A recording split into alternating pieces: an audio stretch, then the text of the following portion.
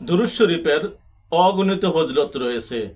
হাদিসে পাকে আছে, কেউ যদি দৈনিক 500 বার দুরূদ শরীফ পাঠ করেন, ওই ব্যক্তি দরিদ্র থাকবে না, ওই ব্যক্তির গুনাহগুলো ক্ষমা হয়ে যাবে।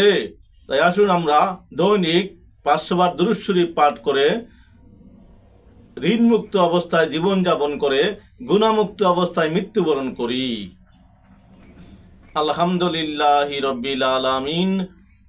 আসসালাতু আসসালামু আলাইকা আলা সাইয়্যিদিল মুরসালিন ওয়া আলিহি ওয়া সাহবিহি আজমাইন। সমস্ত প্রশংসা একমাত্র মহান আল্লাহ তাআলার জন্য, এবং লাখো কোটি বরং তার চেয়ে বেশি দুরূদ ও সালাম শ্রেষ্ঠ নবী, প্রিয় নবী, নবীদের নবী, মুসলমানের ঈমান, হাসরের ময়দানে সাফায়াতকারী, নূরে মুজাসসাম, সরকারে দো আলম, রসুলে কায়নাত, রসুলে পাক সাল্লাল্লাহু আলাইহি সাল্লামের উপর এবং ওনার পবিত্র বংশধর আহলে বাইত, আবাসরা মুয়াশশারা, সকল সাবেক রাম, নবী, আউলিয়ায়ে কেরাম সকলের প্রতি আন্তরিক মোবারকবাদ। সম্মানিত দ্বীনী ভাই বোনেরা, সম্মানিত ভিউয়ার্স, আশা করি মহান আল্লাহ তাআলার অশেষ রহমতে ভালো আছেন। তাই আসুন শুকরিয়াতান বলি আলহামদুলিল্লাহ। আমরা ধারাবাহিকভাবে দেখতেছিলাম শয়তানের মোকাবেলা ও আল্লাহ প্রাপ্তির উপায়। তাই যারা নতুন দেখছেন, অনুগ্রহ করে একটি সাবস্ক্রাইব করে পাশে থাকা বেল আইকনটি ওপেন করে দিবেন এবং উপকার মনে হলে একটি শেয়ার করে দিবেন। আপনার একটি শেয়ারের কারণে যে ব্যক্তি দেখবে এবং আমল করবে, ওই নেকি আল্লাহ তাআলা আপনাকেও দিবেন। তাই আসুন ভালো জিনিস বেশি বেশি শেয়ার করি। বিসমিল্লাহির রহমানির রহিম। মারেফাত বা তরিকাপন্থীদের কতিপয় ভুল ধারণার কথা যদি আমরা জানতাম, তাহলে আমরা সঠিক পীর ধরতে পারতাম। পীর থাকলে অন্য পীর ধরা যাবে না, এটাও আমাদের ভিতরে ভুল ধারণা। আসুন আমরা আজকে এর প্রমাণ জানব। পীর থাকলে অন্য পীর কি ধরা যাবে? পর্যালোচনা: পীর থাকলে অন্য পীর ধরা যাবে না, এমন ধারণা আমাদের সমাজে প্রচলিত আছে। আসলে এটি একটি ভুল ধারণা।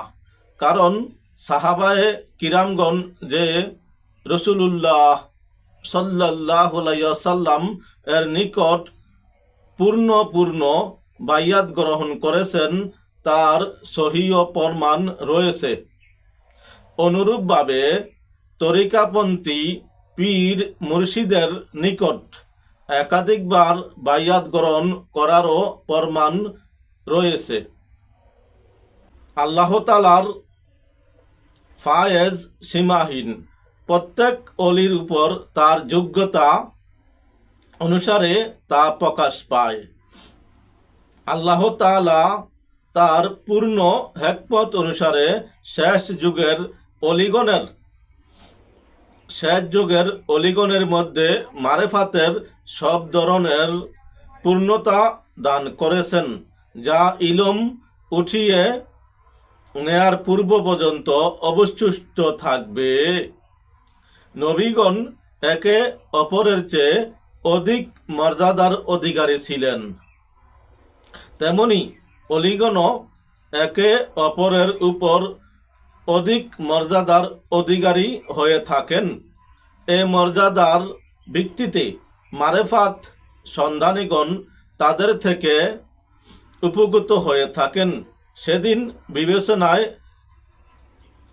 যে সকল কারণে একাধিক পীরের বাইয়াত গ্রহণ করার কথা মারেফাতদারীগণ হতে বর্ণিত আছে, সেগুলো আমরা জানব।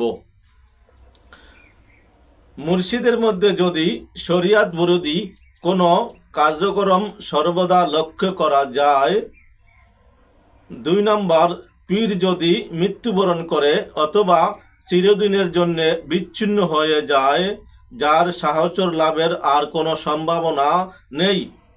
3 নাম্বার, যদি পীর এত দূরে থাকেন যে তার কাছে গিয়ে ফায়েজ বা তাহাজ্জুদ গ্রহণ করা অসম্ভব। আল কুলুল জামিল এ কিতাবে বর্ণনা এসেছে। আপন পীর জীবিত থাকা সত্ত্বেও অন্য তাকে অবজ্ঞা না করে নিজের আর্থিক উন্নতির জন্য অন্য শায়েকের খেদমতে হাজির হওয়া কোনো দোষণীয় নয়। কেননা পীরের সোহবাতে মারেফাত হাসিল করতে সক্ষম না হলে কিংবা যে পরিমাণ হাসিল হয়েছে তার থেকে আরও উচ্চ মাকাম হাসিলের ইচ্ছা থাকলে যোগ্য পীরের সন্ধান পেলে তার কাছে যাওয়া আবশ্যক হবে। হযরত মুজাদ্দেদি আল ফিসানি রহমতুল্লাহ আলাইহি তার লিখিত কিতাব মাকতুবাত শরীফে বলেছেন, যদি মুরিদ নিজের হিদায়াত ও পথ প্রাপ্তির বস্তু অন্য পীরের নিকট দেখতে পায় তবে প্রথম পীরকে অবজ্ঞা না করে তার দ্বিতীয় পীরের খেদমতে হাজির হবে। হালাতে মাসায়েকে নকশবন্দিয়া মুজাদ্দেদিয়া তয় খণ্ড পৃষ্ঠা 3 খণ্ড পৃষ্ঠা নং 55 এতে বলা হয়েছে। উল্লিখিত কথাগুলোর ভিতরে আমরা যে বিষয়টি স্পষ্ট হয়ে গেল যে পীরের সান্নিধ্য লাভ করার ফলে তার ফায়েজ প্রাপ্ত হয়ে যদি আত্মার পরিশুদ্ধি অর্জন না হয় এবং কুরিপু সমূহ দূরীভূত করার মাধ্যমে সুলুকের মানজিল সমূহ অতিক্রম করে বাতেনি উচ্চ মাকাম হাসিল না হয় তাহলে পীর পরিবর্তন করা আবশ্যক প্রয়োজন হবে। যদি এরপর কোনো সালেক সত্যে অন্বেষণের জন্য পীর পরিবর্তন না করে তাহলে সে ওই শিক্ষার্থীর ন্যায় হবে যে পড়ালেখা না করেই উচ্চ শিক্ষিত ও বড় জ্ঞানী হতে চায়।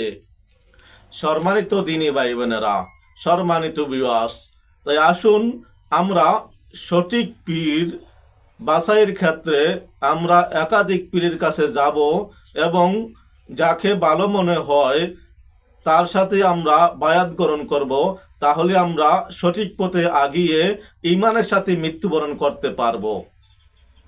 সম্মানিত ভিউয়ার্স, উপকার মনে হলে অবশ্যই একটি সাবস্ক্রাইব ও শেয়ার ও লাইক করে পাশে থাকার বিনীত অনুরোধ রইল। সকলকে দাওয়াত দিতে চাই, তরিকায় মাদিনার জামাতে আসুন, এই তরিকা সম্বন্ধে জানুন, দুনিয়া আখিরাতে কামিয়াব হন।